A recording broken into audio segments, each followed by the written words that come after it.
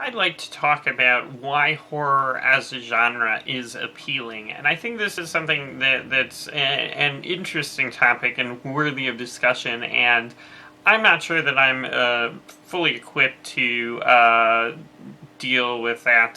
There was a whole essential book written on the subject, the philosophy of horror, and it defined it's very academic. I think it's used as a textbook. It was very, very interesting, and really shared insights with me on what horror is and how to make games horrifying. So definitely I'd recommend a read. But the author proposes sort of the idea of art horror. It's not real horror because you're not actually physically frightened, and it has a sort of a different set of emotions than actually being terrified. Because I think no one would really want to actually be terrified and be put in a situation where they're really being threatened by a chainsaw wielding lunatic.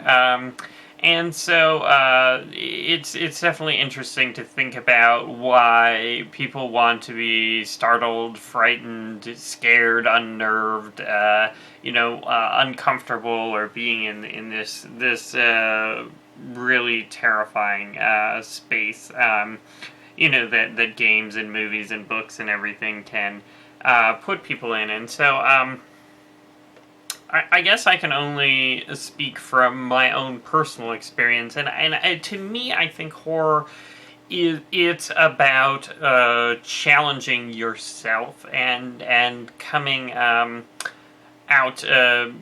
better to some extent. So let me take a step back and talk about my own life. So I was scared of everything as a child, and I think maybe that was sort of like some pre-OCD tendencies sort of played into that.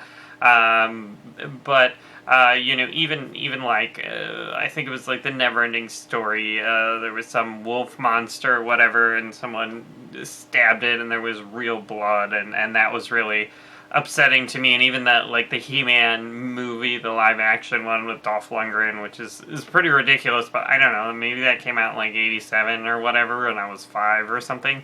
And the like real people violence I found very frightening, very, very disturbing.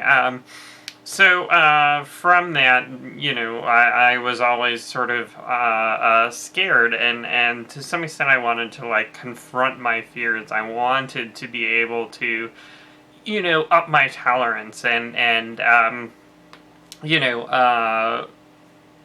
do something bigger and better. And even like with roller coasters, when I first went on roller coasters, I was terrified and couldn't open my eyes. And then I got more interested in that, and I would go on the biggest and the tallest roller coasters, and that's something I really enjoy, although I haven't done it in years. But I think so I felt like there were some sort of boundaries, and then I wanted to push them. And even like going into high school, like I was watching the Texas Chainsaw Massacre Part 2, and like it really sort of was too graphic for me when they're like cutting a face off with a turkey cutter like that, and then put someone on someone else. Like that was too much for me in high school, and certainly I don't think there's any line that can be drawn in terms of horror where I felt like it's too much for me. I think there was a Texas Chainsaw Massacre, not the 3D one, but the prequel before that, that I don't know, came out maybe 5 years ago. I think that one was a little rough on the stomach, but certainly nothing I couldn't handle. But eventually I did go back and see Texas Chainsaw Massacre Part 2, and it was almost it's silly. And Texas Chainsaw Massacre Part 2 now looking at it is an interesting movie because it's almost a tongue-in-cheek parody of Texas Chainsaw Massacre. It's like everything is exaggerated to the extreme, where they're having like chainsaw battles and stuff. It's difficult to take seriously, and I'm not entirely certain, why I didn't see that in high school. But now I found a newfound appreciation for Texas Chainsaw Massacre 2. It's one of my favorites in the series, although as a series it's not like my favorite horror franchise or anything. But I think, a lot of it to me, an advantage of horror is you can sort of challenge your boundaries and increase them, but it's entirely safe. And I think that's sort of the point of the art horror and the philosophy of horror book, is that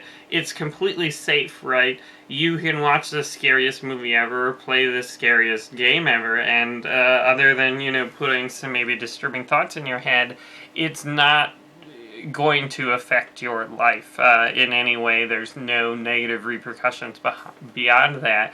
And so I think that as someone who's struggled with a lot of fear in terms of, OCD and anxiety, and I have a lot of difficulties with it, with that type of fear, I'm able to explore fear as a general emotion and conquer it in the context, in the safety of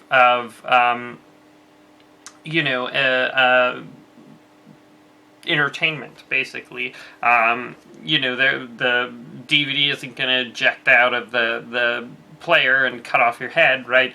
It's 100% safe, and I think that is almost cathartic, being able to face something fearsome and being able to handle it. And so, obviously there's some movies that really spook me, but I think it feels good to be able to watch those and make it through it, and I don't know. It's interesting because, if I look at horror movies, it feels good to be creeped out, and I'm not entirely certain why that is, but to some extent, like, if I think about the first time I saw The Shining, I think I watched it at like 3 p.m. on a weekend, and like, it was really rough for me, and then in high school, like, Event Horizon, I was a big sci-fi buff then, and I hadn't, I had no idea it was horror. I thought it was a sci-fi movie about event horizons, I was expecting like Interstellar or something, and then I think I had trouble sleeping that night, because it was pretty intense. Event Horizon isn't like an amazing horror movie, but I don't know if it's because it had such an effect on me at the time, or if it's really a good horror movie.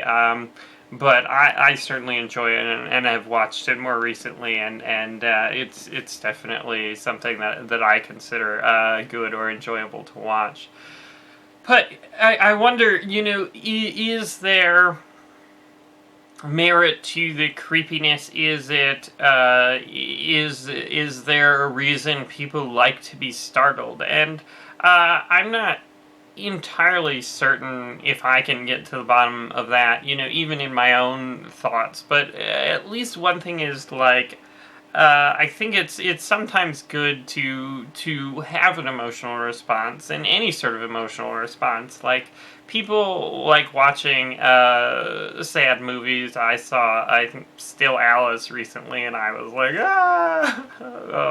I guess I wasn't all out sobbing, but there were a couple moments that brought tears to my eyes, and even though it's a very difficult topic and very sad, I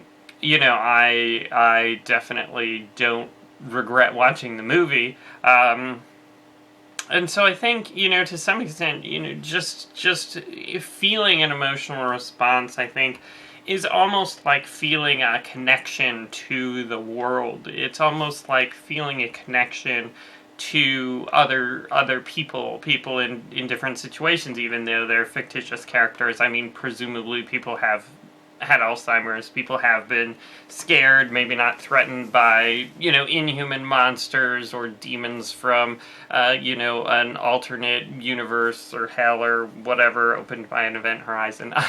but, I think that the sort of fears and that is an emotion that people struggle with, and so to some extent by reproducing emotions, there is some connection, and I don't get to go to a lot of horror movies in the theaters anymore, but that's something that I really love because and I love seeing movies in the theater in general because it's almost like a shared experience. You can be there and experience it with other people. They're in your shoes, you're in their shoes, and it's a really great feeling. You can hear their screams, and man, this really makes me want to go watch a horror movie in the theaters. But it's been a while, and since I'm expecting my first child soon, I think it's going to be a very long time before I can go again.